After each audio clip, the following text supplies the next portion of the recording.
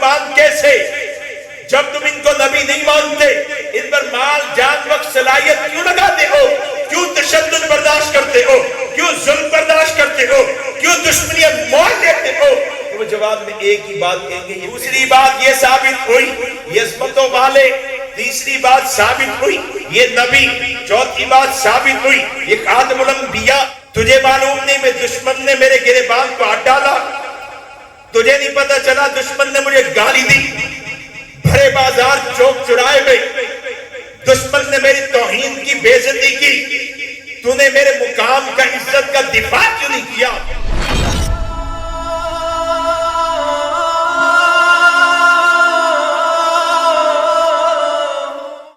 اما بعد فاعوذ باللہ من الشیطان الرجیم بسم اللہ الرحمن الرحیم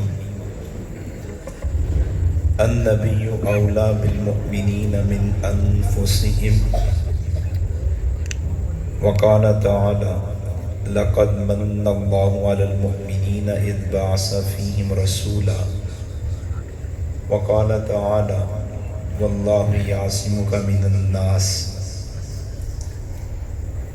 وقال تعالی قل یا ایہا الناس انی رسول اللہ الیکم جمیعا وقال النبی صلی اللہ علیہ وسلم ان الرسالة والنبوة قد انقطعت فلا رسول بعدی ولا نبی وقال علیہ الصلاة والسلام لا يؤمن احدكم حتى اكون احب الیہ من والدہ وولدہ والناس اجمعین او کما قال علیہ الصلاة والسلام صدق اللہ وصدق رسولہ النبی الکریم ونحن على ذلك لمن الشاہدین والشاکرین والحمد للہ رب العالمین۔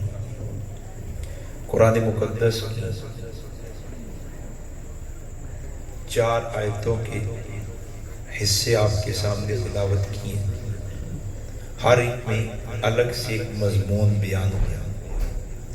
جیسے پہلی آیت النبی اولا بالمؤمنین من انفسہم، اس آیت کریمہ میں اللہ کریم نے کملی والے کے اس حق کو بیان کیا ہے جو ان کا حق ان کی امت پر بنتا ہے، اور حق کے رسول کو بیان کیا تو فرمایا النبی اولا بالمؤمنین من انفسہم، یہ نبی مومنوں پر مومنوں کی جان سے بھی زیادہ حق رکھتا ہے۔ بندے کا اپنی جان پر اتنا حق نہیں ہے جتنا بندے کی جان پر رحمت کائنات امام الانبیاء سرکار دو عالم صلی اللہ علیہ وسلم کی ذات پاک کا ہے۔ دوسری آیت پڑھی لقد من اللہ علی المؤمنین اذ بعث فیہم رسولا، اللہ کریم نے اس آیت میں اپنی نعمتوں میں سے جو 2 بڑی نعمتیں ہیں ان میں سے ایک نعمت نسبت مصطفیٰ کو بیان کیا اور اپنا احسان جتلایا ہے کہ ہم نے تمہیں نسبت مصطفیٰ عطا کی ہے، یہ ہمارا تم پر احسان ہے۔ اور ایک آیت واللہ یعصمک من الناس، اس آیت کریمہ میں اللہ کریم نے امتی کو نبی کے بارے میں ذمہ داری سے آگاہ کیا ہے کہ امتی کے ذمے نبی کے حوالے سے کیا فریضہ عائد ہوتا ہے۔ اور تیسری آیت، چوتھی آیت قل یا ایہا الناس انی رسول اللہ الیکم جمیعا، اس آیت کریمہ میں اللہ کریم نے اپنے حبیب امام الانبیاء خاتم الانبیاء صلی اللہ علیہ وآلہ وسلم کی ختم نبوت کے ایک پہلو کو بیان کیا۔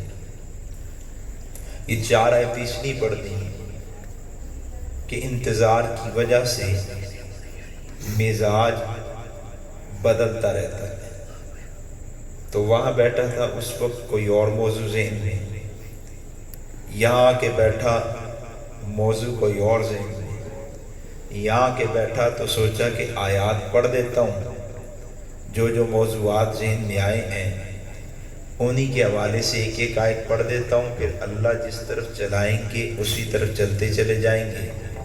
اور ابھی جو ذہن میں آیا ہے الحمدللہ وہ آج کی مجلس کے عنوان کے مناسبت سے ہی، یعنی سرکار کی ختم نبوت کا عنوان ذہن میں آیا کہ اسی پر آپ سے بات کی جائے، اس لیے میں نے آخر میں اس آیت کو رکھا ہے، قُلْ يَا أَيُّهَا النَّاسِ إِنِّي رَسُولُ اللَّهِ إِلَيْكُمْ جَمِيعًا۔ اللہ رب العزت نے انسانیت کی تخلیق کے بعد اس کی ہدایت، اس کی فلاح، اس کی کامیابی، اس کی کامرانی کے لیے حضرات انبیاء علیہ السلام کا ایک نورانی روشن پاکیزہ سلسلہ شروع فرمایا، اور اس پاکیزہ سلسلے کی ابتدا ابو البشر حضرت آدم علیہ السلام سے ہوئی، اور انتہا سید البشر حضرت محمد مصطفیٰ صلی اللہ علیہ وآلہ وسلم کی ذات پاک پر ہوئی ہے۔ سرکار امام الانبیاء کے بعد اللہ اس دھرتی پر کسی کو نبی بنا کر نہیں بھیجیں گے، حضور کے بعد اللہ کسی کو نبوت کا منصب عطا نہیں کریں گے، حضور کے بعد اس دھرتی پر کوئی نبی پیدا نہیں ہوگا۔ اسے عقیدہ ختم نبوت کہتے ہیں۔ عقیدہ ختم نبوت یہ اسلام کی بنیاد ہے، اسلام کا مرکز ہے، اسلام کا دل ہے، اسلام کی روح ہے، اسلام کی شارع ہے۔ اور عقیدہ ختم نبوت ہمارے نبی کی وجہ امتیاز ہے، اور عقیدہ ختم نبوت کا دفاع ہر ایک مسلمان کی ذمہ داری بھی ہے، اور اس ذمہ داری کی ادائیگی بہت بڑی سعادت بھی ہے۔ تین باتیں عرض کی، انہی کی تھوڑی تھوڑی تفصیل۔ پہلی بات، عقیدہ ختم نبوت دین اسلام کی بنیاد ہے۔ دوسری بات، یہ عقیدہ ہمارے نبی کی وجہ امتیاز ہے، اور تیسری بات، اس عقیدے کا دفاع یہ مسلمان کی ذمہ داری بھی ہے، اور اس ذمہ داری کی ادائیگی بہت بڑی سعادت بھی ہے۔ عقیدہ ختم نبوت دین اسلام کی بنیاد ہے، اس کا مطلب یہ ہے کہ جو حیثیت ایک عمارت میں بنیاد کو حاصل ہوتی ہے، اسلام میں نبی کی ذات، آپ کی نبوت، آپ کی ختم نبوت کو اس سے زیادہ حیثیت اہمیت حاصل ہے۔ جو حیثیت ایک تندرست توانا جسم میں دل کو، روح کو، شہرت کو حاصل ہوتی ہے، ذات پیغمبر کو، نبی کی نبوت کو، نبی کی ختم نبوت کو اسلام میں اس سے زیادہ حیثیت اہمیت حاصل ہے۔ ایک آدمی مجھے نقصان پہنچانا چاہے، آئے مجھ پہ حملہ کرے، اللہ نے مجھے ہاتھ دیے ہیں، ان ہاتھوں کے ذریعے اپنا دفاع کروں گا، اس دفاع میں میرے بائیں ہاتھ کو کاٹا جائے اور پھر پلٹے حملہ کرے، اللہ نے ہاتھ دیا ہے، اس ہاتھ کے ذریعے دفاع کروں گا، اور پھر پلٹے حملہ کرے، اللہ نے مجھے پاؤں دی ہیں، بھاگوں گا، جان بچاؤں گا، اپنی ٹانگیں چلا کے اپنا دفاع کروں گا، ٹانگوں کو کاٹا جائے، زبان کے ذریعے انتقام لوں گا، مدد کے لیے پکاروں گا، زبان کو بھی کاٹا جائے، آنکھیں موجود ہیں، غم غصے کا اظہار کر کے اپنا انتقام لوں گا۔ غرض یہ کہ ایک طریقہ کسی کو نقصان پہنچانے کا یہ ہے کہ آپ اس کے اعضاء کو کاٹنا شروع کریں، اور دوسرا طریقہ کہ کوئی شخص آئے اور آ کر شہرت کو کاٹ دے۔ یہ ہاتھ سلامت ہے، پاؤں سلامت ہے، زبان سلامت ہے، آنکھیں سلامت ہیں، لیکن اعضاء کی سلامتی بیکار ہے، دفاع نہیں کر پائے گی، وجہ یہ شہرت محفوظ نہیں رہی۔ جو حیثیت ہمارے بدن میں ہماری شہرت کو ہے، اسلام میں نبی کی ذات کو اس سے زیادہ حیثیت اہمیت حاصل ہے۔ ایک دل کی دھڑکن بند ہو جائے تو پورا وجود بے حرکت رہ جاتا ہے، روح بدن سے نکل جائے، بدن بیکار بے حس ہے، شارت کٹ جائے، اعضاء کی سلامتی بھی دفاع کے قابل نہیں رہتی۔ اسلام کی شارت حضور کی ذات اسلام کا دل آپ کی نبوت، اسلام کی روح کملی والے کی ختم نبوت، اگر ذات پیغمبر محفوظ نہیں، نبی کی نبوت محفوظ نہیں، نبی کی ختم نبوت محفوظ نہیں، تو پھر اسلام بھی محفوظ نہیں رہ سکتا، کہ پورا مذہب ملا نبی کے واسطے سے ہے۔ میں اور آپ اللہ کو بھی مانتے ہیں، نبیوں کو بھی مانتے ہیں، جنت کو بھی مانتے ہیں، جہنم کو بھی مانتے ہیں۔ ہمارا عقیدہ ہے کندھوں پر 2 فرشتے موجود ہیں، ہمارا عقیدہ ہے قبر میں عذاب بھی ہے، ثواب بھی ہے، تنگی بھی ہے، وسعت بھی ہے۔ ہمارا عقیدہ ہے جنت موجود ہے، جہنم موجود ہے۔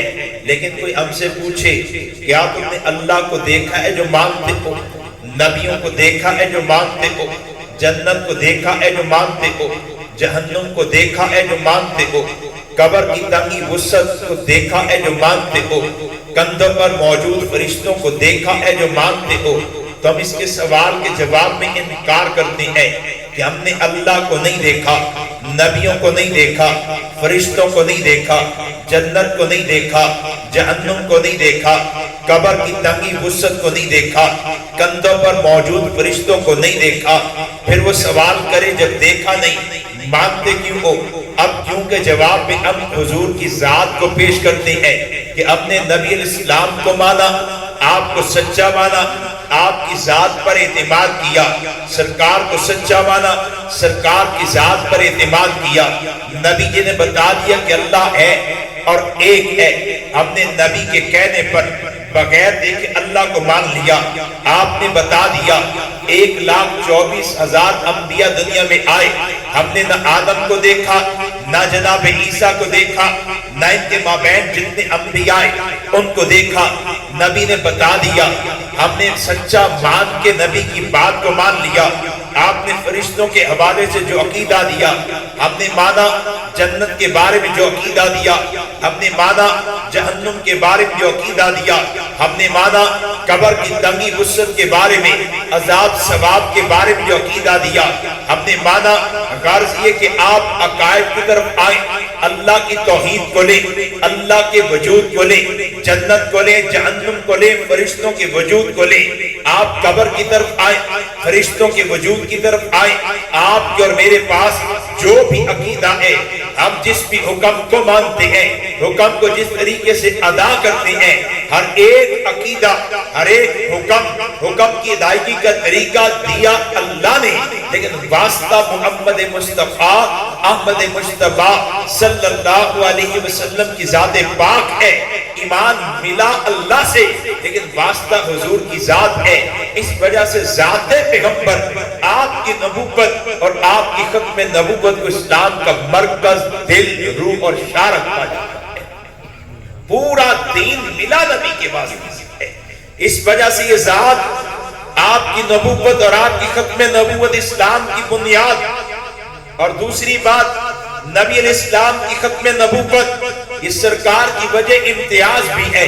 حضور کے بارے میں ہمارا ایک عقیدہ، تمام انبیاء میں اعلیٰ پیغمبر حضور، ایک عقیدہ تمام انبیاء میں افضل پیغمبر حضور، اور دوسرا عقیدہ تمام انبیاء میں ممتاز پیغمبر بھی حضور ہے۔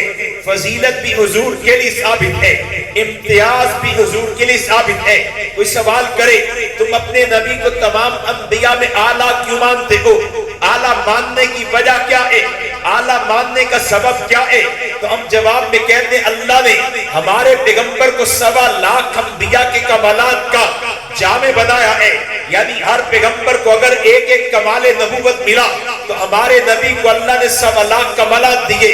ہر پیغمبر کو اگر 2 کمالات نبوت ملے تو ہمارے پیغمبر کو اللہ نے 2.5 کمالات دیے۔ ہر ایک پیغمبر کو اگر 4 کمالات ملے، ہمارے پیغمبر کو اللہ نے 5 لاکھ کمالات عطا کیے ہیں۔ سرکار ان کمالات کی کثرت کی وجہ سے، ان کمالات کی زیادتی کی وجہ سے سارے انبیاء میں اعلیٰ ہے۔ اور جدا کب ہوئے؟ جب ہم نے کہا سارے انبیاء نبی ہے، سارے انبیاء کو اللہ نے نبوت والا ایک منصب عطا کیا ہے، ایک تاج پہنایا ہے، ایک اعزاز عطا کیا ہے۔ جناب آدم کو دیکھے، اللہ نے نبوت کا تاج پہنایا، وہ نبی بن کرائے، اعلان کیا میں اللہ کا نبی ہوں، میری نبوت کو مانو گے تبھی نجات پاؤ گے۔ جناب شیش کو دیکھے نبوت کا تاج پہن کرائے، نبی بن کرائے، قوم کو یہی دعوت دی میں اللہ کا نبی بن کرایا ہوں، میری نبوت کو مانو گے تبھی نجات پاؤ گے۔ جناب نوح علیہ السلام کو دیکھے یہی دعوت لے کر آئے میں اللہ کا نبی ہوں، مجھے اللہ نے نبوت کا منصب عطا کیا ہے، میری نبوت پر ایمان لاؤ گے تبھی نجات پاؤ گے۔ جناب آدم سے جو سلسلہ شروع ہوا، جناب عیسیٰ آئے، حضرت عیسیٰ نے بھی قوم کو پیغام دیا میں اللہ کا نبی ہوں، میری نبوت پر ایمان لاؤ گے تبھی نجات پاؤ گے۔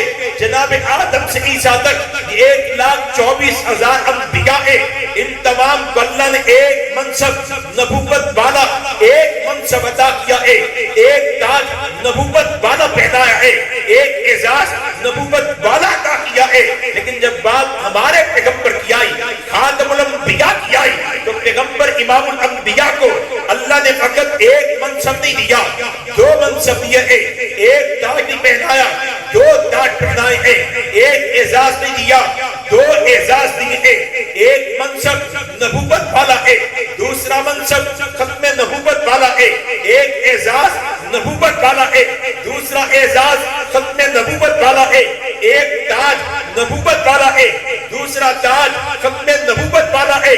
پہلے انبیاء کون کو دعوت دیتے ہیں ہم نبی ہیں، ہماری نبوت پر ایمان لاؤ گے تبھی نجات پاؤ گے۔ ہمیں اللہ نے ایک منصب نبوت والا عطا کر دیا ہے، سرکار نے قوم کو دعوت دی، یہ بھی کہا میں اللہ کا نبی ہوں، مجھے اللہ نے نبوت کا منصب عطا کیا ہے، میری نبوت پر ایمان لاؤ گے نجات پاؤ گے۔ لیکن ساتھ یہ بھی کہا میں اللہ کا آخری نبی ہوں، اللہ نے مجھے ختم نبوت کا منصب تاج اعزاز بھی عطا کیا ہے، مجھے خاتم الانبیاء مانو گے تبھی نجات پاؤ گے۔ حضور سے پہلے سارے انبیاء اللہ کے نبی ہیں، حضور نبی بھی ہیں، خاتم الانبیاء بھی ہیں۔ حضور سے پہلے سارے انبیاء ایک منصب لے کر آئے، منصب نبوت، اور حضور دو منصب لے کر آئے ہیں۔ آپ کے پاس نبوت کا منصب بھی ہے اور آپ کے پاس ختم نبوت کا منصب بھی ہے۔ یہ ختم نبوت کا منصب تاج اعزاز ایسا منصب ہے جو ہمارے نبی کو پہلے تمام انبیاء میں ہر ایک پہلو سے جدا کر دیتا ہے، ممتاز کر دیتا ہے۔ اگر آپ حضور کو کمالات کے اعتبار سے دیکھیں، حضور آپ کو سارے انبیاء میں ممتاز نظر آئیں گے۔ اگر آپ معجزات کے اعتبار سے دیکھیں، حضور سارے انبیاء میں ممتاز نظر آئیں گے۔ اخلاق کے اعتبار سے دیکھیں، حضور سارے انبیاء میں جدا، معجزات کے اعتبار سے حضور سارے انبیاء میں جدا، کتاب کے اعتبار سے حضور سارے انبیاء میں جدا، عادات کے اعتبار سے حضور سارے انبیاء میں جدا، تعلیمات کے اعتبار سے حضور سارے انبیاء میں جدا، ازواج کے اعتبار سے حضور سارے انبیاء میں جدا، اصحاب کے اعتبار سے حضور سارے انبیاء میں جدا، اپنی اولاد کے اعتبار سے حضور سارے انبیاء میں جدا، امت اور امت کے طبقات کے اعتبار سے بھی حضور سارے انبیاء میں جدا ہے۔ آپ زمانے کے اعتبار سے دیکھیں، حضور سارے انبیاء میں جدا ہے۔ علاقے کے اعتبار سے دیکھیں، حضور سارے انبیاء میں جدا ہے۔ آپ انسانوں کی تقسیم کے اعتبار سے دیکھیں، حضور یہاں بھی سارے انبیاء میں جدا ہے۔ خدا کی قسم پاک پیغمبر ختم نبوت کے منصب عقیدے تاج کی وجہ سے پہلے تمام انبیاء میں ہر ایک پہلو میں جدا، ممتاز اور نمایاں ہیں۔ بڑے غور سے سن لینا، سرکار سارے انبیاء میں اعلیٰ، کمالات نبوت کی کثرت کی وجہ سے سرکار تمام انبیاء میں جدا، ممتاز، ختم نبوت کے عقیدے کی وجہ سے، اور یہ جدا ہوئے ہر پہلو سے۔ مثال کے طور پر آپ زمانے کے اعتبار سے دیکھیں تو آپ کو حضور سارے انبیاء میں جدا نظر آتے ہیں۔ جناب آدم آئے نبی بن کر، لیکن زمانے محدود، جب نیا نبی آیا آدم کی نبوت کا زمانہ ختم، جناب شیس آئے نبی بن کر، پھر نیا نبی آیا، جناب شیس کی نبوت کا زمانہ ختم، جناب نوح آئے نبی بن کر، پھر نیا نبی آیا، جناب نوح علیہ السلام کی نبوت کا زمانہ ختم، جناب نوح کے بعد ابراہیم علیہ السلام تک ہزاروں پیغمبر آئے، یہ سارے بھی اللہ کے نبی۔ لیکن جو جاتا ہے زمانہ ختم، نیا آنے والا، اس کی نبوت کا زمانہ شروع جناب ابراہیم سے موسیٰ تک، یہ سارے پیغمبر بھی محدود زمانوں کے نبی ہیں۔ موسیٰ علیہ السلام کے بعد عیسیٰ علیہ السلام سے پہلے 4000 پیغمبر آئے، یہ سارے پیغمبر بھی اللہ کے نبی لیکن محدود زمانوں کے لیے نبی ہیں۔ پہلے اللہ کی سنت ہے، جب نبی کو بھیج دیں گے پہلے نبی کی نبوت کا زمانہ ختم ہو جاتا ہے۔ یہ سارے نبی جانے کے لیے آئے ہیں، یہ سارے انبیاء محدود زمانوں کے لیے نبی اور رسول بن کر آئے، جیسے کہ ان کا زمانہ نبوت ختم ہو گیا، ہر نبی کی نبوت باقی، لیکن نبی کو جو زمانہ نبوت ملا وہ زمانہ ہر ایک نبی کا ختم ہوا۔ آخر میں کملی والے آئے تو قرآن اعلان کرتا ہے قل یا ایھا الناس انی رسول اللہ الیکم جمیعا، اے نبی جی ہم نے آپ کو محدود زمانوں کا نبی بنا کر نہیں بھیجا، ہم نے آپ کو محدود انسانوں کا نبی بنا کر نہیں بھیجا، ہم نے تو آپ کو قیامت تک کے تمام زمانوں کا اور قیامت تک کے تمام انسانوں کا نبی بنا کر بھیجا ہے۔ ذرا سا ساتھ دیجئے گا، زمانہ صحابہ کا تھا، ان سے پوچھے اگر آپ قوم تو کیا کہتے ہیں؟ نہیں بتاتے آپ۔ صحابہ کس کو رب مانتے تھے بھائی؟ کس کو؟ مل کے اللہ کی ربوبیت کا اقرار تو مل کے کہہ رہے نا۔ صحابہ کس کو رب مانتے تھے؟ کس کو؟ صحابہ موجود ہیں، ان سے پوچھے رب کون؟ کہتے اللہ۔ پھر زمانہ بدلا، نئے انسان آئے، یہ تابعین کا طبقہ کہلایا، ان سے پوچھے گا تم رب کس کو مانتے ہو؟ انہوں نے کہا اللہ کو۔ صحابہ سے پوچھے گا رب کون؟ کہتے اللہ۔ نبی کون؟ کہتے محمد مصطفیٰ صلی اللہ علیہ وسلم۔ تابعین سے پوچھا گیا تم رب کس کو مانتے ہو؟ کہتے اللہ کو۔ نبی کس کو مانتے ہو؟ امام الانبیاء کو۔ تبع تابعین آئے، ان سے پوچھا گیا تم رب کس کو مانتے ہو؟ کہتے اللہ کو۔ نبی کس کو مانتے ہو؟ امام الانبیاء کو۔ وہ زمانے گزرتے رہے، انسان آتے رہے، آج 1450 سال اعلان نبوت کو ہو چکے، میں اور آپ موجود ہیں۔ ہم سے پوچھا جاتا ہے بھئی تمہارا رب کون ہے؟ تو ہم کیا کہتے ہیں؟ اللہ۔ مل کے بتائیے کون ہے؟ اللہ۔ رات کی اس پہر میں ممکن ہے کہ ہم اللہ کی ربوبیت کا اقرار کریں اور رب فیصلہ کرے کہ یہ جنتی ہیں۔ مجھے ان کی ربوبیت، اللہ کی ربوبیت کے اقرار بڑی چیز ہے، جنت اس کے مقابلے میں بہت چھوٹی چیز ہے۔ ایک بار اقرار پر اللہ جنت دے تو اس کا یہ بڑا بدل نہیں ہے۔ اللہ کے نام کا بڑا بدل جنت نہیں، اللہ کے نام کا بدل کچھ ہو ہی نہیں سکتا۔ جنت بہت چھوٹی چیز ہے۔ ممکن ہے کہ آج ہم ایسے اقرار کریں کہ رب کو پسند آ جائے، بات تو اس کی پسندیدگی کی ہے نا۔ رب کو پسند آ جائے کہ رات کے اس پہر میں میری ربوبیت کا اقرار کیا۔ میں نے آپ سے پوچھا 1450 سال نبی علیہ السلام کے اعلان نبوت کو ہو چکے، ہم سے پوچھا جا رب کون؟ تو کیا کہتے ہیں؟ مل کے بتائیں کون رب؟ مل کے بتائیں کون رب؟ 1450 سال پہلے والے وہ کہتے ربوبیت اللہ کی، 1450 سال بعد والے کہتے ربوبیت اللہ کی، 1450 سال پہلے والے کہتے نبوت امام الانبیاء کی۔ اور آپ کیا کہتے ہیں کس کی نبوت ہے؟ کس کی نبوت ہے؟ ہم کس کو نبی مانتے ہیں؟ حضور کو۔ 1450 سال رب نہیں بدلا، نبی نہیں بدلا، 14,500 سال مزید گزر جائیں، 14.5 لاکھ سال مزید گزر جائیں، 14.5 کروڑ سال مزید گزر جائیں، غرض یہ کہ سورج طلوع ہوتا رہے، غروب ہوتا رہے، زمانے کی گردش جاری رہے، خدا کی قسم جب تک قیامت نہیں آتی زمانہ چل رہا ہے ربوبیت اللہ کی، اے نبوت محمد مصطفیٰ صلی اللہ علیہ وسلم کی ذات پاک کی ہے۔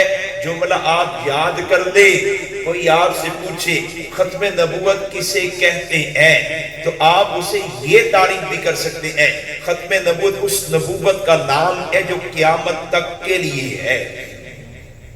ختم نبوت کسے کہتے ہیں؟ وہ نبوت ہے جو قیامت تک کے تمام زمانوں کے لیے، وہ نبوت ہے جو قیامت تک کے تمام انسانوں کے لیے۔ بھئی خاتم الانبیاء کسے قیامت تک کے تمام زمانوں کا نبی، خاتم الانبیاء وہ نبی جو قیامت تک کے تمام انسانوں کا نبی ہے، یہ جو کل زمانوں کے آپ نبی بنے، کل انسانوں کے آپ نبی بنے، اللہ کی قسم یہ ختم نبوت کا فیضان اور صدقہ ہے۔ اگر آپ کے بعد اللہ کسی اور کو نبوت عطا کرتے، پھر یہ کل زمانے حضور کے نہ ہوتے، کل انسان حضور کے نہ ہوتے۔ یہ جو قیامت تک کے تمام زمانوں اور انسانوں کے لیے آپ کی نبوت حجت بن گئی، نجات کا ذریعہ بن گئی، ہدایت کا مرکز بن گئی، خدا کی قسم یہ ختم نبوت کا صدقہ اور فیضان ہے۔ اور پھر پہلے انبیاء نبی بن کر آئے تو اللہ نے ہر ایک نبی کو محدود علاقہ دیا ہے، محدود علاقہ۔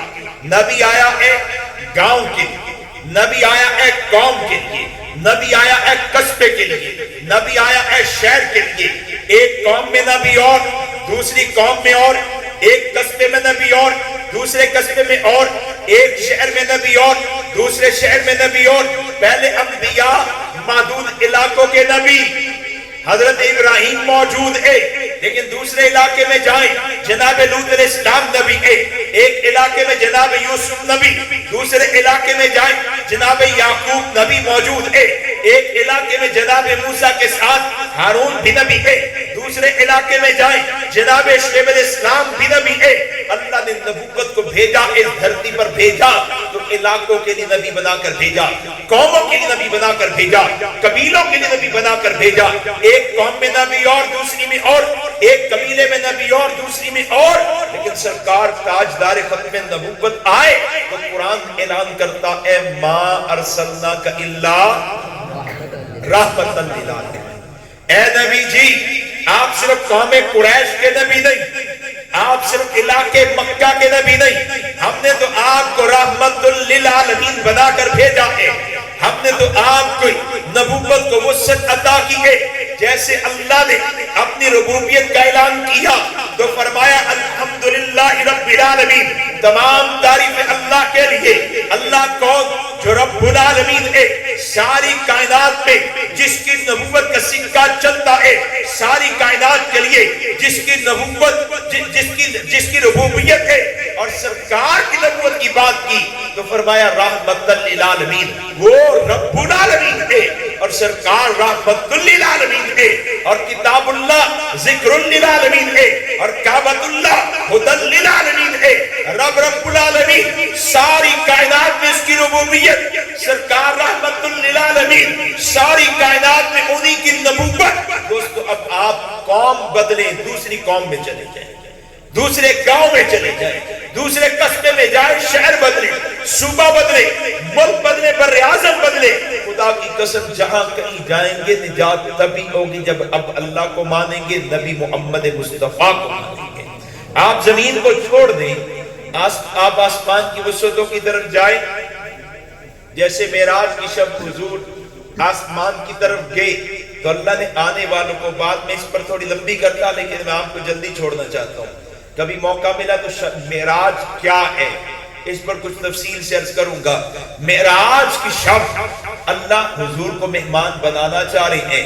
ایک وہ معاملات ہیں جو دھرتی پر ہوئے، ہر معاملے اور حضور کے ہر معجزے سے اللہ نے ایک بات یہ ثابت کی یہ سچے، دوسری بات یہ ثابت ہوئی یہ عظمتوں والے، تیسری بات ثابت ہوئی یہ نبی، چوتھی بات ثابت ہوئی یہ خاتم الانبیاء۔ یہ معراج کے معجزے کو لے مسجد الاقصی میں اللہ نے ان چاروں باتوں کو ایک معجزے سے بیان کر دیا۔ پھر شب معراج میں اللہ نے اسی معجزے کے دوسرے ایک حصے کو شروع کیا تو سرکار کو اللہ نے فضا میں بلایا ہے، پھر خلا میں بلایا ہے، پھر آسمان کی جھرمٹوں میں، ستاروں کی جھرمٹوں میں، آسمان کی وسعتوں میں، پھر آگے اللہ نے عالم بالا پر بلایا، عرش معلیٰ تک گئے، پھر اس سے اللہ نے اس طرف لے جائے اور آگے لے کے گئے، کہاں تک لے کر گئے؟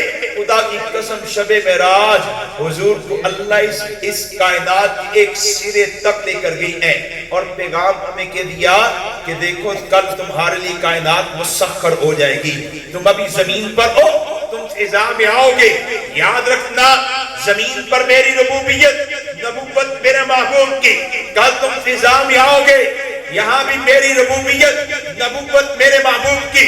تم کل خلا میں آؤ گے, یہاں بھی میری ربوبیت نبوت میرے محبوب کی. بالفرض تم ستاروں کی جھرمٹ میں آ جاؤ, یا آسمان کی وسعتوں میں آ جاؤ, یہ آگے آ جاؤ, اس کائنات کے ایک سرے سے دوسرے سرے تک تم جہاں کہیں آ جاؤ, تمہیں نجات تبھی ملے گی جب تم مجھے رب مانو گے اور میرے محبوب کو خاتم الانبیاء مانو گے. یہ جو کل کائنات میں آپ کی نبوت ہے دوست, کوئی معذوری ہے یا ویسے پھیلائے ہیں؟ سرکار اپنے پیر دے سامنے ایسی لتاں پھیلاندے نہیں. پیر دا ادب ہے, استاد دے سامنے لتاں نہیں پھیلائی دیا, استاد دا ادب ہے.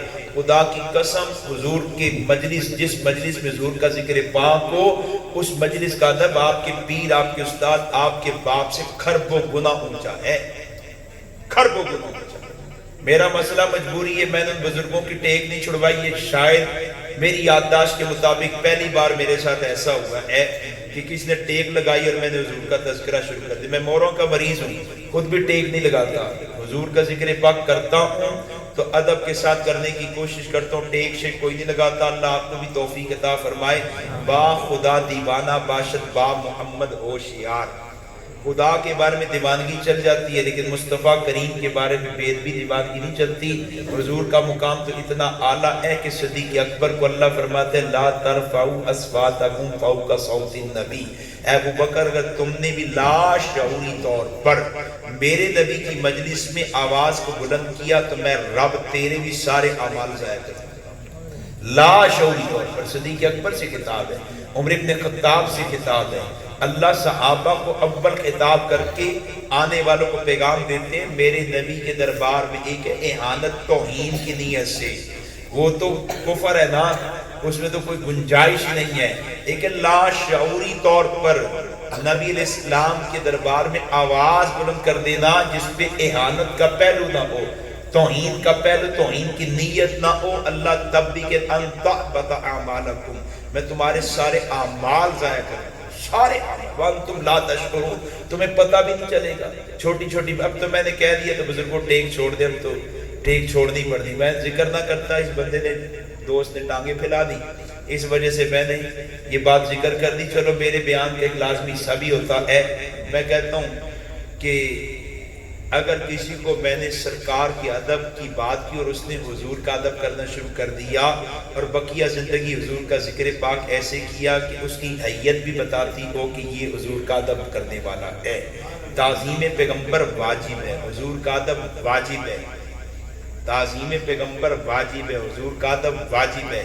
قاضی ایاز رحمۃ اللہ علیہ فرماتے ہیں ہر اس مجلس میں حضور کا ادب جس مجلس میں حضور کا ذکر پاک کیا جا رہا ہو.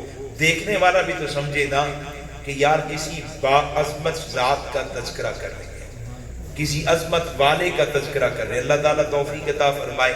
تو آپ سے کوئی پوچھے ختم نبوت کسے کہتے ہیں تو آپ ایک تعریف کریں کہ حضور ختم نبوت اس نبوت کا نام ہے جو تمام جہانوں کے لیے ہو. اور یہ جو میں نے ابھی دوسرا حصہ شروع کیا اس کا خلاصہ کیا کہ حضور کل زمانوں کے, کل انسانوں کے, کل جہانوں کے پیغمبر ہیں.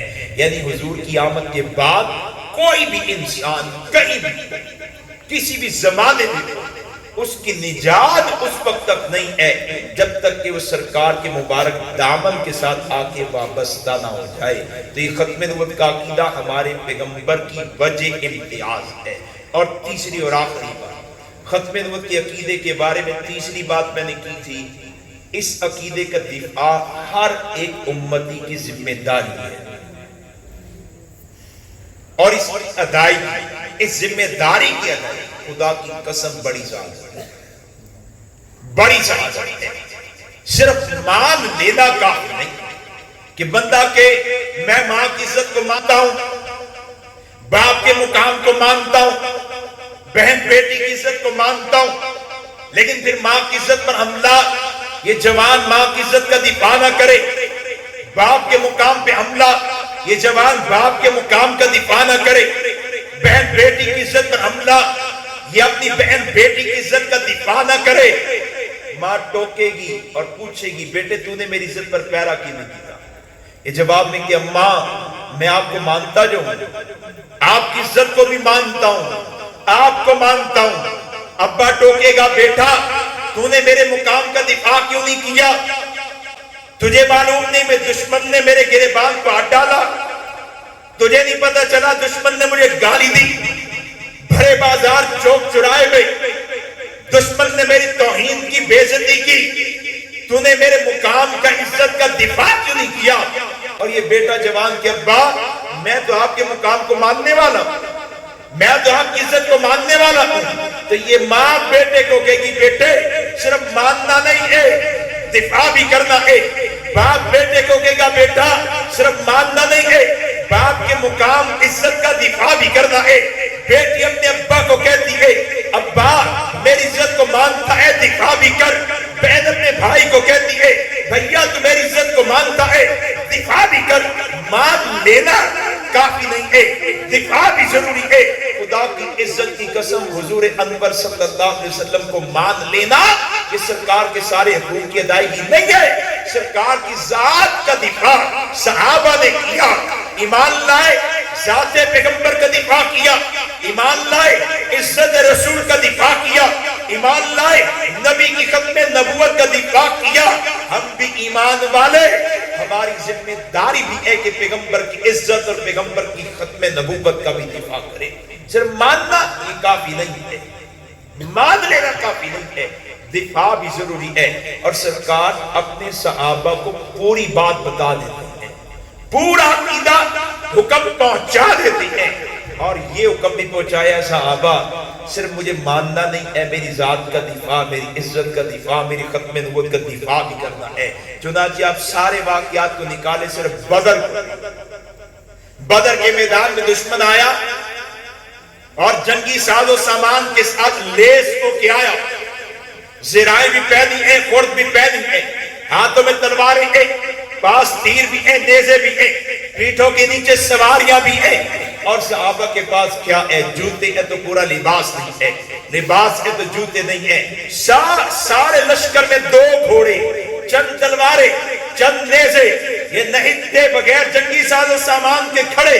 دشمن پوری قوت سے آیا ہے اور سرکار صحابہ کو ان کی ذمہ داری بتاتے ہیں. کس پیرائی میں آپ مہاجرین سے کہتے ہیں صحابہ تمہارا ارادہ کیا؟ حضور حکمت کے ساتھ دعوت دیتے ہیں، فرماتے تمہارا ارادہ کیا ہے؟ دشمن تو بڑی قوت سے آیا، میدان میں رہے یا واپس چلے جائے؟ تمہاری چاہت، مہاجرین سے پوچھتے تمہاری چاہت کیا ہے؟ غور سے سنیے گا، مہاجرین سے پوچھتے تمہاری چاہت، تمہارا ارادہ کیا ہے؟ ان مہاجرین میں سب سے پہلے سیدنا صدیق اکبر نے آواز لگائی اللہ کے نبی ہم آپ کے ساتھ ہیں، آپ کے جانثار ہیں، آپ کے وفادار ہیں، ہم آپ کے ساتھ رہیں گے، آپ کا ساتھ نہیں چھوڑیں گے. پھر حضرت عمر ابن خطاب بولے اللہ کے نبی عمر آپ کے ساتھ، ہم جانثار وفادار آپ کے ساتھ رہیں گے.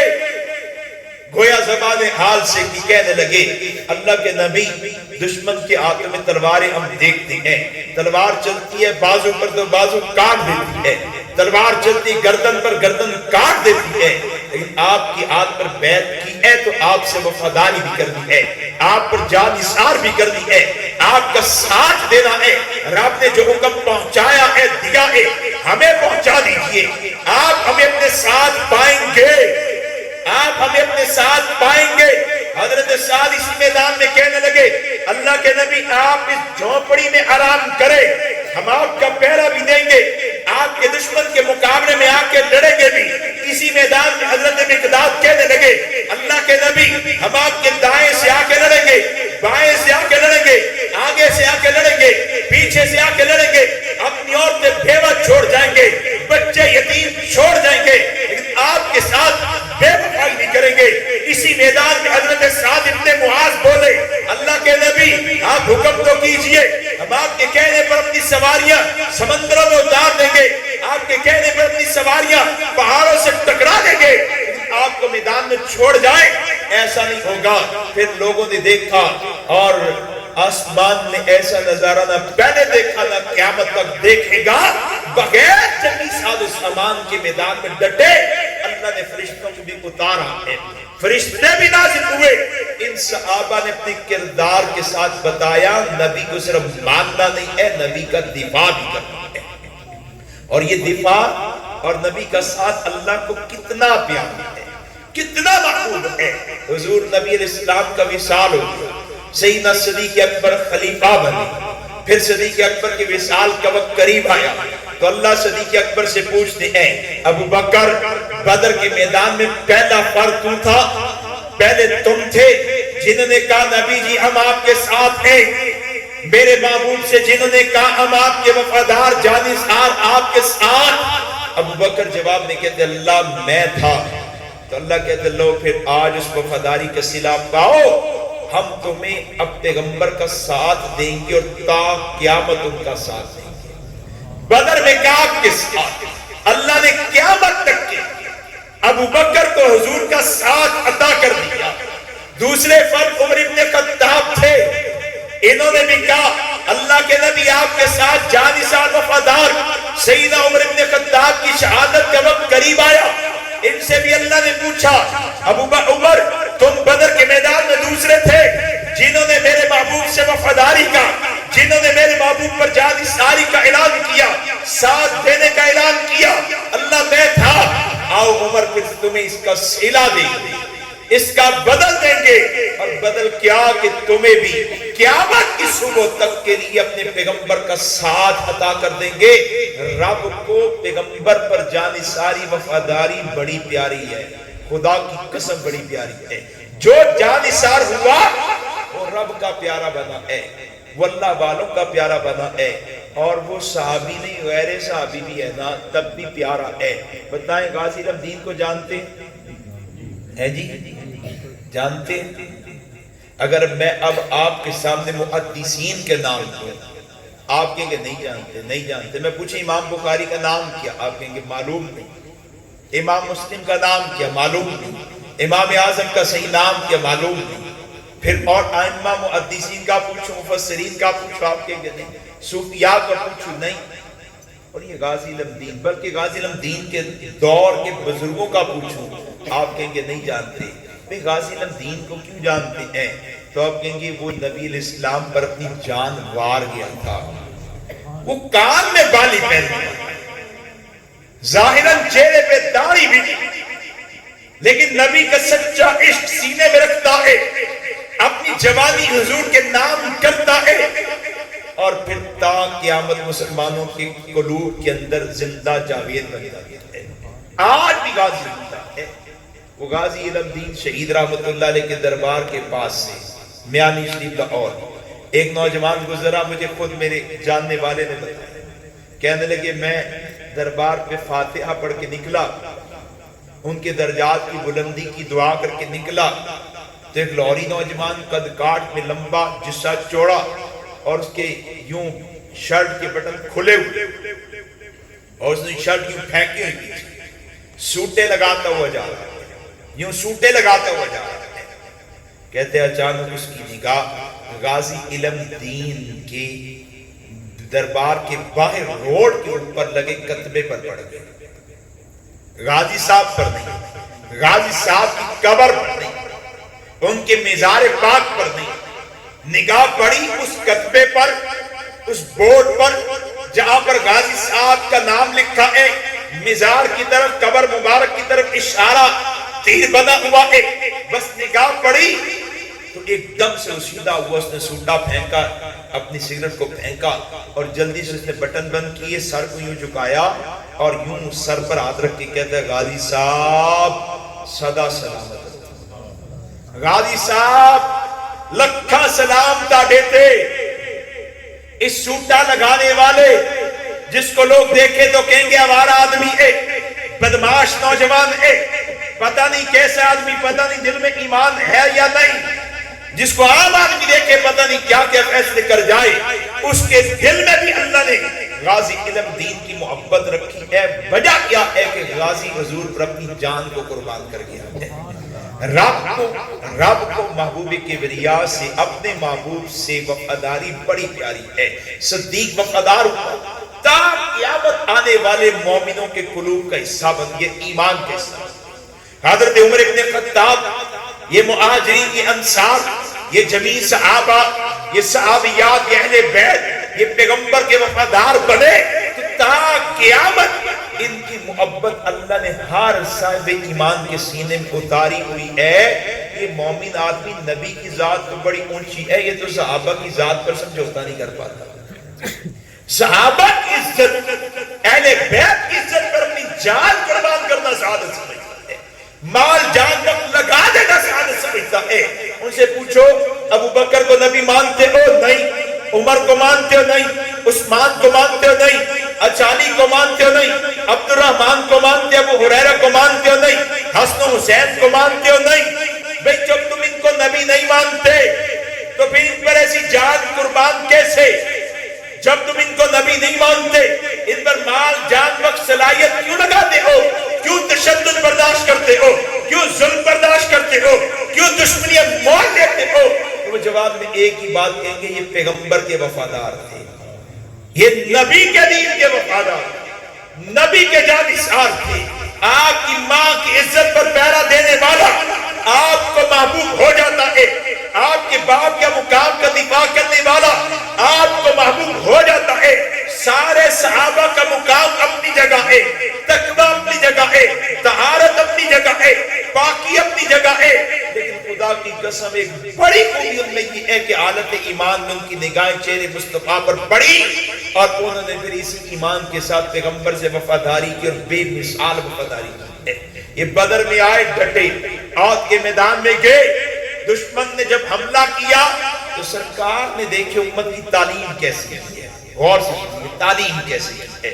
آپ نے صحابہ سے کہا کون ہے جو دشمن کو مجھ تک پہنچنے سے روکے؟ ایک صحابی انصاری کھڑا ہوا، بیٹھ گئے، دوسرا بیٹھ گئے، تیسرا بیٹھ گئے، حضرت زیاد کھڑے، اور کب جب آپ نے فرمایا اے صحابہ تم میں سے کون جوان جو اپنی جوانی کا سودا بن محمد کے ہاتھ پہ کرے؟ حضرت زیاد کھڑے ہوئے اور نبی علیہ السلام کے دشمن کے مقابلے میں کھڑا کر دیا۔ اکیلا زیاد ہے اور پوری لشکر قوت کے مقابلے میں ڈٹ کر کھڑا ہوا ہے۔ یہ جو آج آپ دیکھتے ہیں نا، کبھی افغانستان پر حملہ چند لوگ ان کے مقابلے میں، یا اسرائیل اور فلسطین کی جنگ، اصل میں اسرائیل فلسطین کی جنگ تو ضمناً ہے، وہ چند مجاہدین ہیں جن کی اسرائیل کے ساتھ جنگ ہے، باقی امت تو کسی کھاتے میں نہیں ہے، نہ آپ اور نہ میں۔ ہمارا تو نہ ان کے لیے درد ہے، نہ غم ہے، نہ مال ہے، نہ صلاحیت ہے۔ آپ خود دیکھیں ہم تو اتنے گرے پڑے لوگ ہیں کہ ادھر بچوں پر عمارتیں گر رہی ہیں، بم گرائے جا رہی ہیں، خواتین شہید ہو رہی ہیں، بچے شہید ہو رہے ہیں، جوان معذور ہو رہے ہیں، بڑی بڑی عمارتیں تباہ ہو رہی ہیں، اور ادھر ہمارے موبائلوں پر میچوں کے تذکرے چل رہے ہیں، سیاست کے تذکرے چل رہے ہیں، ہمارے روڈوں پر نواز شریف کی آمد کے تذکرے چل رہے ہیں، ہمارے میڈیا پر دیکھیں ہم اپنی موج مستی میں گم ہیں۔ ہم نے اپنے عمل اور کردار کے ساتھ بتایا کہ اب ہم اہل ایمان کا حصہ نہیں رہے، یا وہ حصہ جو مفلوج ہے، جس کو وہ جو مفلوج آتا ہے فالج زدہ، جیسے میرے ایک بزرگ ہیں چترال میں، ان کا نچلا دھڑ کام نہیں کرتا، حادثے میں معذور ہو گئے، وہ بچھو نے کاٹنا شروع کیا، یوں کاٹتے 17 جگہ غالباً اس نے کاٹا۔ جب کمر پہ آ کے کاٹا بزرگوں کو تب پتہ چلا ہے نچلا دھڑ مفلوج تھا، پتہ ہی نہیں چلا۔ اپنی بدن اوپر والے دھڑ میں جس میں حرکت ہے، قوت ہے، مفلوج نہیں ہے، اس پر آ کے بچھو نے جیسے ڈسا ہے، فوراً محسوس ہوا، تکلیف محسوس ہوئی۔ آج ہمارا مسئلہ یہ ہے کہ ہم مفلوج دھڑ ہے امت مسلمہ کا، ہمیں صرف اس وقت احساس ہوگا جب ہم پر آئے، اللہ نہ کرے آئے۔ میں کو بد دعا نہیں دیتا کہ مسلمانوں پر آئے، اللہ کرے مسلمانوں سے مصائب دور، باقی کفر میں قوت ہے کوئی۔ یہ ابھی اسرائیل پر حملہ کیا ہے حماس والوں نے، کتنے مجاہدین تھے جنہوں نے حملہ کیا؟ 1200۔ کتنے؟ اسرائیلی ایکٹیو فوج کتنی ہے؟ ایکٹیو فوج کتنی ہے؟ 1,70,000۔ کتنی ہے؟ 1,70,000۔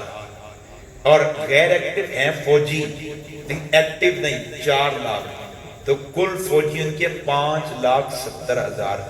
ٹینک بھی ان کے پاس ہے، فضائیہ بھی ان کے پاس ہے، اور نیوی بھی، ہر ایک قسم کی قوت ان کے پاس ہے، لیکن فقط 1200 ایمان والے گھسے اور فلسطین کی بنیادوں، اسرائیل کی بنیادوں کو اڑایا ہے، چونکوں کے علاقے رکھ دیا ہے، اور پوری دنیا کے سامنے اسرائیل کی حقیقت کھلی ہے کہ 1200 کے ہیں، تم جسے کہتے تھے اسرائیل اسرائیل اسرائیل، جس کے سامنے سعودیہ بچھ رہا ہے، دائیں بچھ رہا ہے، مصر بچھ رہا ہے، پاکستان میں تذکرے چلو جی بڑی قوت بن چکا ہے، مان جو اسرائیل نو، جب پوری دنیا میں ایک روب ڈال چکا تھا، 1200 ایمان والے، یہ سلسلہ میں پیچھے سے ملا ہے، اللہ نے پہلا مارکہ دکھایا تو فقط 313 کے مقابلے میں 950 کو کھڑا کیا، اور 313 کے بعد بھی جنگی ساز و سامان نہیں ہے، پورا لشکر تیار ہو گیا ہے، پیغام آنے والوں کو دیا وَأَنْتُمُ الْأَعْلَوْنَ إِن كُنْتُم مُؤْمِنِينَ، اگر تم مومن ہو تمہیں بالآخر غلبہ ملے گا، اور غلبہ ابتدائی طور پر شکست کا نام شکست نہیں ہوتا، نتیجہ کیا ملا؟ جیسے امریکہ آیا اور 40 کے قریب ملکوں کو ساتھ لے کر آیا، ابتدائی طور پر تو یوں لگا جیسے چھا گیا ہے اور فتح امریکہ کو مل گئی ہے، لیکن نتیجہ تو یہ نہیں تھا، نتیجہ تو اختتام پر ملتا ہے، جب اختتام ہوا تو پوری دنیا نے دیکھا ہے سپر پاور منت سماجت کر کے مذاکرات کر کے انہیں اتنے لوگوں کے کسی جان چھڑا کے بھاگا ہے۔ ہمارا مسئلہ یہ کہ ہم کچھ اور چیزیں دیکھنے والے ہیں، ہم پتہ کیا ہے، ہم کہتے ہیں پاکستان ایٹمی قوت ہے، ہمارا روب بنا، کھیت مٹی روب ہے، امریکہ آیا تھا تم پر افغانستان پر حملہ کرنے، اور تمہارے فوجی جرنیل نے کہہ دیا تھا اڈے نہ دیے تو ہمارا ملک کھنڈر بن جائے، اور انہوں نے ایک بندہ والے نہیں کیا، اور مد مقابل ہم نے اڈے والے کر کے لاکھوں شہادتیں قبول کی، ملک پاکستان کا امن خراب ہو گیا، ملک پاکستان کے اندر ہمارے ادارے محفوظ نہیں، ہماری افواج محفوظ نہیں، ہمارے ملک کے اندر انتشار برپا ہوا، دہشت گردی عام ہوئی، قتل عام ہوا، جگہ جگہ دھماکے ہو گئے، ہم نے ان کو تو برباد کیا اور اپنا ملک برباد ہو گیا، ہمارے اپنے ملک کے اندر ایسا لا اینڈ آرڈر کا مسئلہ پیدا ہوا، دہشت گردی عام ہوئی اور کچھ حاصل نہیں ہوا سوائے چند ڈالروں کے، اور کچھ حاصل نہیں ہوا۔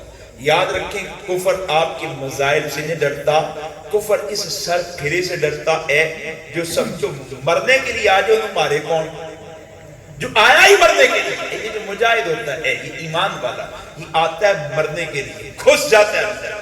ابو دجانہ نے تلوار پکڑی اور گھس کے، اور حضرت حمزہ نے تلوار پکڑی گھس کے لشکر کفار میں، یہ جو آتا ہے شہادت کو قبول کرنے کے لیے، شہادت کو لینے کے لیے، اس کا مقابلہ کوئی بم نہیں کر سکتا، اس کے مقابلے میں آپ کے بم، آپ کی اسلحے اور آپ کی فنا قوتیں کمزور ہیں۔ اللہ رب العزت ہمیں غیرت عطا فرمائے، ملت اسلامیہ بے حیثیت ملت پوری دنیا کے عالم اسلام کو ایک ہونے کی توفیق عطا فرمائے۔ پھر آج اسی باجی ہم بھی ممبروں سے کہہ دیتے ایک ہو جائے، ہم خود بھی ایک نہیں ہوتے۔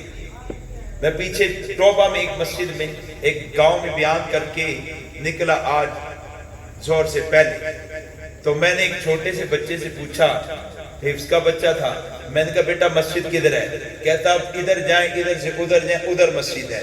مجھے پیچھے کتنا بڑا مینار نظر آیا، میں نے کہا یہ مسجد نہیں ہے، یہ بھی تو قریب مسجد ہے۔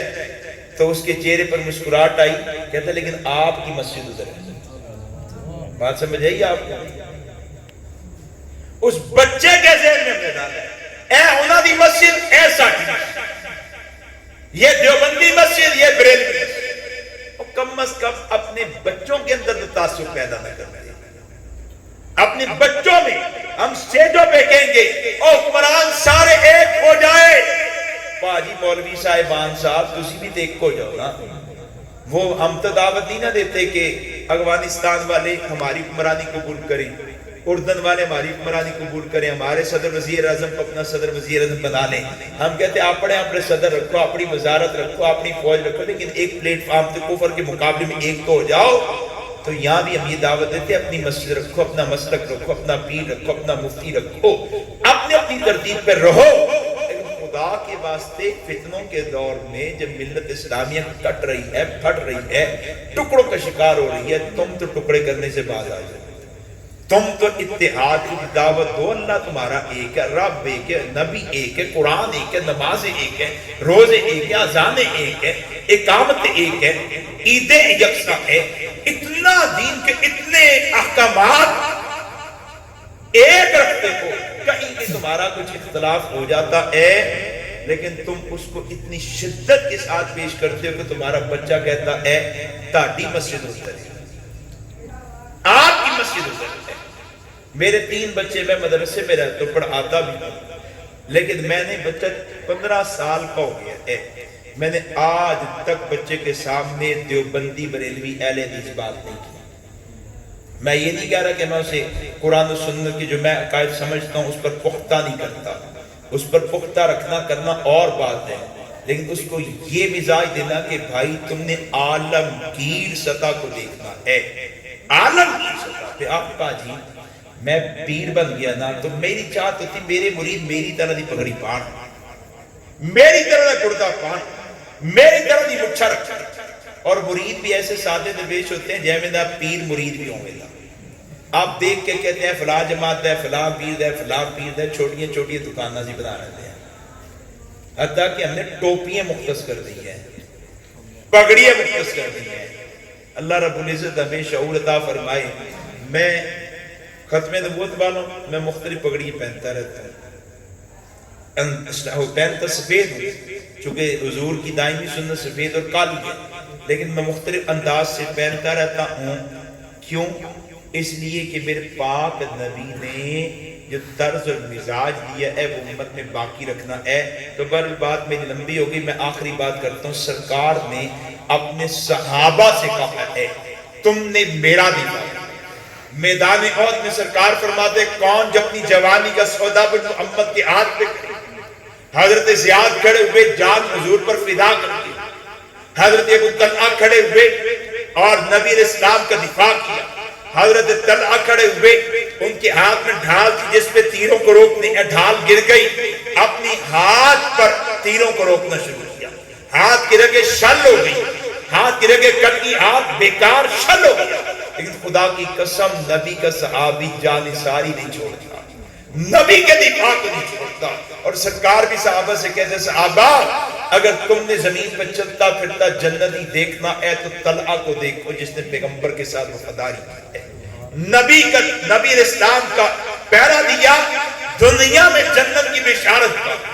حضرت سعد ابن ابی وقاص احد کے میدان میں نبی کا دفاع کرتے ہیں، یہ صحابہ پیغام دیتے نبی کا دفاع ہماری ذمہ داری۔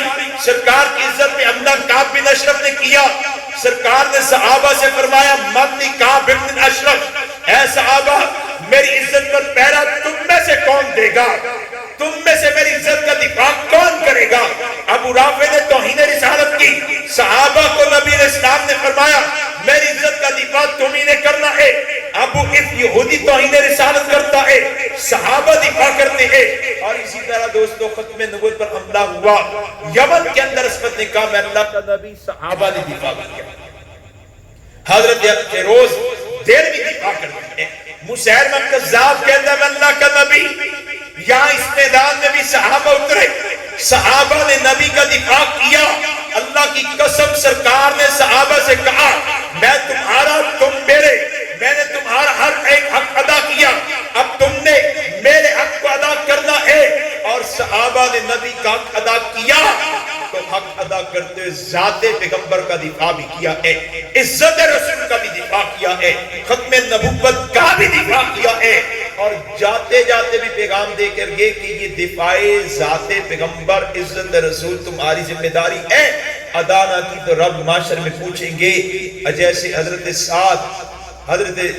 سعد ابن ربی وہ میدان احد میں زخموں سے چور، 80 کے قریب بدن پر زخم ہے، تلوار نے بدن کو کاٹا، نیزوں نے بدن کو پھاڑا، سانس اکھڑ چکا ہے، اور سرکار حضرت ابی بن کعب سے فرماتے ہیں ابی بن کعب جاؤ سعد ابن ربی کی خبر دو۔ حضرت ابی میدان احد میں آئے، اور آگے میدان عہد میں آواز لگائی، سعد ابن ربیع زندہ جواب دو، کوئی جواب نہیں آیا۔ پھر فرمایا سعد ابن ربیع زندہ جواب دو، کوئی جواب نہیں آیا۔ پھر فرمایا سعد ابن ربیع زندہ جواب دو، تمہاری طرف محمد رسول اللہ کا پیغام لے کر آئے، حضور کا پیغام لے۔ سانس اکھڑا ہوا ہے، بدن پھٹا ہوا ہے، لیکن جیسے کان میں خبر پہنچی حضور کا پیغام ہے تو اپنی قوت یکجا اپنے ہاتھ کو آہستہ آہستہ یوں فضا میں اٹھایا۔ وہ صحابی دوڑتے آئے حضرت سعد کے پاس، جیسے ہی آ کے بیٹھے تو حضرت سعد ابن ربیع آنے والے سے پوچھتے ہیں، اے دوست بتاؤ حضور کیسے ہیں، حضور کے بارے میں بتاؤ حضور کیسے ہیں۔ آنے والے نے کہا عافیت کے ساتھ، خیریت کے ساتھ۔ پھر یہ ساتھ اس صحابی کے ذریعے صحابہ کو اور پھر آنے والی امت کو پیغام دیتے ہیں، اے میرے دوست جا کے نبی کو تو پیغام دینا، ساتھ اس حال میں بھی آپ کا جانثار آپ کے ساتھ وفاداری کا اظہار کر رہا تھا، محبت کا اظہار کر رہا تھا، اور کہہ رہا تھا کہ اللہ آپ پر سلامتی کو نازل فرمائے، کہہ رہا تھا اللہ آپ کو بہترین جزا عطا فرمائے جو کسی نبی کو کبھی کسی امت کی طرف سے نہ ملی ہو، میری طرف سے اللہ میرے نبی کی ایسی بہترین جزا عطا فرمائے، اور میری قوم کو صحابہ کو پیغام دینا، اے صحابہ تم میں سے اگر ایک آنکھ کی چمکتی باقی ہوئی اور سرکار امام الانبیاء کو نقصان پہنچ گیا تو رب معاشر میں کٹہرے میں کھڑا کرے گا اور پوچھے گا تم موجود تھے، میرے محبوب کو نقصان پہنچا، تم نے حق ادا کیوں نہیں کیا۔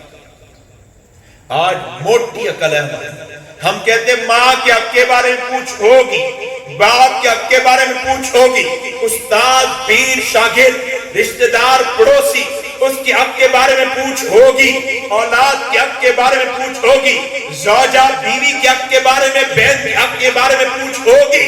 یاد رکھیے ان سب کے حقوق کے بارے میں اللہ نے پوچھنا ہے، لیکن معاشر کے میدان میں جب حقوق اللہ کے بارے میں پوچھیں گے سب سے پہلے نماز، یہ نماز ام العبادات ہے، عبادات میں سب سے بڑا مقام نماز کا ہے۔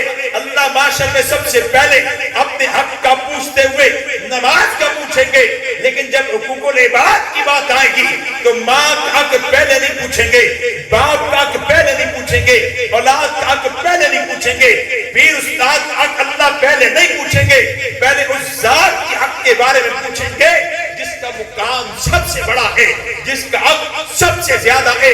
اللہ ہر ایک امتی سے پوچھیں گے میں نے اپنا محبوب تمہیں دیا تھا، تم بتاؤ ان کا کتنا حق ادا کر کے آئے ہو، ان سے کتنی وفا کر کے آئے ہو۔ آج میں اور آپ اپنا احتساب کر کے یہاں سے جائیں کہ حضور کے دشمن میدان میں نبی علیہ السلام کی عزت پر حملے، میدان میں لوگ موجود، کملی والے کی ختم نبوت کا انکار، نبی علیہ السلام کی ختم نبوت کے منصب کی جگہ وہ ایک کانے بھینگے مخبوط الحواس مرزا قادیانی کو بٹھایا جا رہا ہے، اور وہ اس کے ماننے والے قادیانی مرزائی اپنے تمام تر کفر کے باوجود، اپنے دجل و فریب اور اپنی تعریف کے باوجود اپنے ارتداد پہلے ایمان میں پھیلا رہے ہیں۔ مال مرزا قادیانی پہ مرزائیت پہ لگا رہے، صلاحیت مرزا قادیانی پہ مرزائیت پہ لگا رہے، وقت مرزا قادیانی پہ مرزائیت پہ لگا رہے، اپنی اولاد قادیانیت پہ لگا رہے، اور مقابلے میں ہم محمدی ہیں، حضور انور کے ماننے والے ہیں، سرکار امام الانبیاء کی عزت ختم نبوت کے دفاع کے لیے آج کے دن اس لمحے تک ہم نے کتنا وقت لگایا ہے، کتنی صلاحیت لگائی ہے، کتنا مال لگایا ہے۔ میں واللہ اللہ کی قسم کھا کے کہتا ہوں آپ احتساب کریں گے تو آپ اپنے آپ کو ملامت کریں گے، نہ یار ہم نے اپنی ماں کا حق زیادہ ادا کیا، باپ کا حق زیادہ ادا کیا، بہن بیٹی اولاد کا حق، پیر استاد کا حق زیادہ ادا کیا ہے، لیکن پاک پیغمبر کی عزت ختم نبوت کا دفاع ہم نے کم کیا ہے، ختم کا نعرہ ہم نے کم لگایا ہے، ختم کا پیغام ہم نے کم لگایا پھیلایا ہے، اور ختم کا مال وقت صلاحیت ہمارا کم لگا ہے۔ اللہ کی قسم آپ کے وقت پر، صلاحیت پر، مال پر، جان پر، ادارے پر رسول کریم صلی اللہ علیہ وسلم کا حق ہے، اس حق کو ادا کرے۔ یہ ختم نبوت والے یہ حضور کے نمائندے بن کر آپ کے پاس آتے ہیں، اپنا پیغام نہیں دیتے، آپ کو یہ نہیں کہتے بھئی ہمارا قضا کرو، آپ کو یہ نہیں کہتے ہمیں وقت دو، ہمیں صلاحیت دو، ہمیں مال دو، یہ آپ کو کہتے اپنا وقت، اپنی صلاحیت، اپنا مال پاک پیغمبر کی عزت ختم نبوت میں لگائیں۔ جیسے ابی بن کعب سرکار کے نمائندے تھے، آئے جیسے صدیق اکبر سرکار کے نمائندے تھے، پیغام پہنچایا۔ اللہ کی قسم یہ ختم نبوت والے بھی سرکار کی نمائندگی کے لیے آتے ہیں۔ ان نمائندوں نے آپ کے سامنے حضور کے حق کو بیان کیا اور آپ سے تقاضا کیا کہ حضور کے حق کو آپ بھی ادا کریں۔ آج نیت کر کے جائیں کہ انشاءاللہ تا حیات امام الانبیاء خاتم الانبیاء محمد مصطفیٰ صلی اللہ علیہ وآلہ وسلم کی عزت حرمت ختم کا پیغام پھیلاتے رہیں گے، لوگوں تک پہنچاتے رہیں گے، اور یہ جو بدمعاش قادیانی پوری دنیا میں اپنے کفر کو پھیلا رہے ہیں ان کا مقابلہ کرتے رہیں گے، اور ان خنزیروں کی مصنوعات کا بھی بائیکاٹ کریں گے کہ عام کافر، یہودی اس وقت عام کافر نہیں ہے، ایک عام کافر عام حالات میں اس کے ساتھ معاملات جائز ہوتے ہیں۔ اگرچہ اسلام کہتا ہے غیرت ایمانی کا تقاضا مسلم سے معاملات کرو، لیکن پھر بھی اسلام اجازت دیتا ہے کہ عام کافر سے عام حالات میں معاملات کیے جا سکتے ہیں، حالت جنگ میں نہیں۔ جب وہ بکواس کرنے لگے اسلام کے خلاف نبی کے بارے میں تب نہیں، جب وہ سازشیں کرنے لگے تب جائز نہیں ہے، تب جائز نہیں ہے۔ میں پھر کہوں تب کسی کافر سے معاملات جائز نہیں ہے۔ ہاں جو گستاخ رسول ہے اور ختم نبوت کا منکر باغی ہے اس کے ساتھ ہر حال میں مقاطعہ، بائیکاٹ ان کی ذات ان کی مصنوعات کا فرض ہے، لازم ہے۔ اللہ کریم ہمیں ختم نبوت کے عقیدے کا پرچار کرنے کی توفیق عطا فرمائے، عقیدہ ختم نبوت کا دفاع کرنے کی توفیق عطا فرمائے، عقیدہ ختم کو پڑھنے کی، سمجھنے کی اور پھر پھیلانے کی توفیق عطا فرمائے، اور ہمارے کم از کم ہمارے پیر محل میں جب بھی عقیدہ ختم نبوت کے عنوان پر کوئی پروگرام ہو، اللہ رب العزت ذوق اور شوق کے ساتھ ہمیں اس پہ شریک ہو کر اس عظیم کاز میں اپنا نام لکھوانے کی توفیق نصیب فرمائے۔ وما علینا الا البلاغ۔